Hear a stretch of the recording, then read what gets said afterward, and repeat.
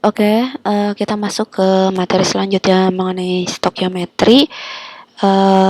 Setelah mempelajari tentang uh, menyeimbangkan persamaan reaksi, kita masuk ke tentang bobot atom atau atomic weights.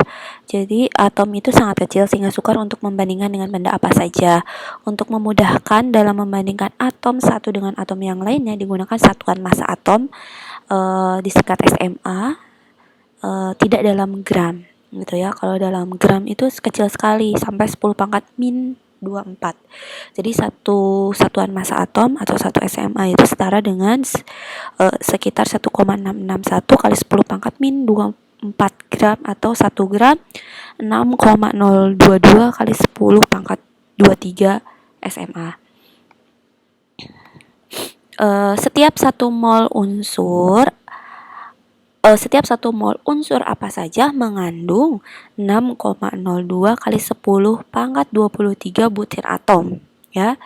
Setiap satu mol senyawa apa saja ya mengandung 6,02 kali 10 pangkat 23 butir molekul ya. Jadi yang senyawa, molekul, unsur gitu ya. Yang paling gede itu senyawa, terus molekul, terus unsur, terus atom ya. Satu senyawa terdiri dari beberapa molekul, satu molekul terdiri dari beberapa atom, beberapa unsur ya. Satu unsur terdiri dari beberapa atom. Kemudian 6,02 kali 10 pangkat 23 adalah bilangan Avogadro. Kemudian masuk ke bobot molekul. Bobot molekul adalah suatu zat. Bobot molekul suatu zat adalah jumlah bobot dari atom-atom yang ditunjukkan dalam rumusnya. Nah, hitung bobot molekul hidrogen sulfat H2SO4 dari bobot atom berikut. H 1,077 SMA satuan massa atom, O 15,99. Ini biasanya jadiin satu aja nih, 1, ini 16, ini 32. Tapi kalau misalkan memang diketahuinya pakai koma ya, pakai koma aja ya. Larutan dalam satu molekul H2 itu bobot molekul hidrogen sulfat dari bobot ini larutan dalam molekul H2SO4. Bobot H itu kan di sini H-nya ada 2 kan, berarti 2 dikali 1,0079 SMA, hasilnya segini. S ada 1, jadi kali 1 aja. O ada 4, jadi kali 4. Berarti bobot satu molekul H2SO4 adalah 98,0718 SMA ya. Jadi bobot molekul itu adalah bobot dari atom-atom dalam rumusnya.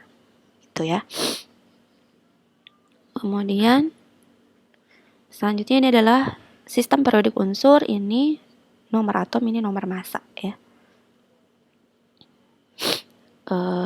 Kemudian hubungan mol dengan jumlah partikel. Jumlah partikel itu sama dengan jumlah mol dikali bilangan Avogadro-nya. Jadi atau jumlah mol sama dengan ini, kalau kali pindah ke sini jadi pembagian jumlah partikel per bilangan Avogadro-nya. Hubungan bobot dengan reaksi kimia. Hubungan bobot dengan reaksi kimia, jadi suatu reaksi berimbang merupakan dasar untuk menghitung hubungan bobot per reaksi dengan hasil reaksi. Kalau persamaannya sudah setimbang, pasti bobot yang per reaksi itu sama dengan bobot dengan hasil reaksinya, sama dengan bobot hasil reaksinya. Kekekalan massa ya. Misalkan kalau Al bereaksi dengan Br2 membentuk AlBr3. Kita setimbangkan dulu kan. Di sini Al-nya 2, di sini Al-nya di sini Al-nya 1, di sini Al-nya 1. Di sini Br-nya 2, di sini Br-nya 3. KPK dari 2 dan 3 berapa? 6, kan? Ini kalikan berapa biar jadi 6? Kalikan 3. Ini kalikan berapa biar jadi 6? Kalikan 2. Sekarang di sini Al-nya 2. Di sini Al-nya biar jadi 2 berarti ini dikalikan 2. Nah, kita lihat hubungan bobot dengan reaksi kimia. di sini AL-nya itu kan bisa dilihat dari sistem periodik unsur itu 26,98 SMA dikalikan 2 56,96. BR2 itu berarti 904 dikalikan 2 dikalikan 3 ya, hasilnya segini. Kemudian AL ini ditambah BR3, AL-nya segini, BR-nya ini kalikan 3 dulu, kemudian baru dikalikan 2. Karena 2 itu kan punyanya bersama ya. Jadi kan AL-nya dulu ditambahkan dengan BR3, baru kan dikalikan 2. Hasilnya kita lihat di sini 533,38, di sini 533,38. Jadi kiri dan kanan sama. Jadi hubungan bobot dengan reaksi kimia kalau itu reaksi dengan hasil reaksi akan sama jika si persamaan reaksinya juga sudah setimbang ya. Tuh. Kemudian hubungan bobot dengan reaksi kimia masuk ke mol. Jadi mol digunakan sebagai suatu satuan jumlah dalam perhitungan kimia.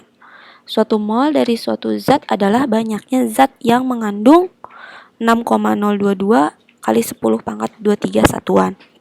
6,02 kali 10 pangkat 23 disebut bilangan Avogadro. Bobot 1 mol satu zat disebut juga dengan bobot molar. Bobot molar dalam gram suatu zat secara numeris sama dengan bobot molekul dalam satuan massa atom. Nah, kita lihat di sini. 28 satuan massa atom artinya berapa banyak atom hidrogen dalam 28 gram. Gitu ya. Nah, kita lihat di sini. Misalkan rumus nitrogen rumusnya N2, bobot molekulnya itu 28, bobot molarnya itu 28 SMA. Jadi bobot molekul satuannya SMA, bobot molar satuannya gram. Perak Ag, bobot molekulnya itu 108 SMA, bobot molarnya 108 gram. Natrium NaCl, bobot molekulnya itu 58,4, bobot molarnya itu 58,4 ya. Itu untuk bobot molekul dan bobot molar. Hubungan mol dengan jumlah partikel. 1 mol itu 6,02 kali 10 pangkat 23 satuan. Bilangan Avogadro merupakan faktor penghubung antara jumlah mol zat dengan jumlah partikel yang dikandung oleh zat. Jumlah partikel sama dengan jumlah mol kali 6,02 kali 10 pangkat 23 atau jumlah mol jumlah partikel per 6,02 kali 10 pangkat 23. Contoh. Sini ya. Contoh, berapa jumlah atom karbon yang terkandung dalam 0,05 mol karbon? Dalam 1 mol karbon mengandung 6,02 kali 10 pangkat 23 atom. Kalau 0,05 ya udah berarti tinggal dikaliin aja 0,05 kali 6,002 kali 10 pangkat 23. Ya, hasilnya segini. Berapa jumlah molekul air dalam 1 mol senyawa air? Dalam 1 mol senyawa air itu mengandung 6,002 kali 10 pangkat 23 molekul air. Mintanya 1 mol kan? Ya udah berarti tinggal langsung aja 1 dikali 6,02 kali 10 pangkat 23 molekul air sama dengan 6,002 kali 10 pangkat 23 molekul air. Kemudian berapa jumlah mol gas oksigen yang mengandung 11,5 kali 10 pangkat 22 molekul O2? Ini yang ditanyanya jumlah molnya. Ya. 1 mol 6,02 kali 10 pangkat 23. Sekarang kalau 11,5 berapa? Gitu kan? Tadi kan rumusnya kalau jumlah mol itu sama dengan ini nih. Jumlah mol, jumlah partikel per 6,02 kali 10 pangkat 23.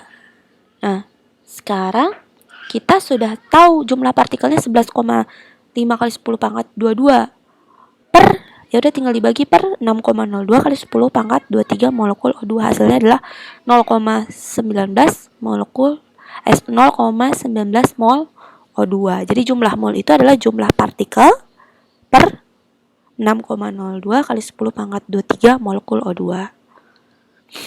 Kemudian ini coba kerjain latihannya, nanti kita bahas ya.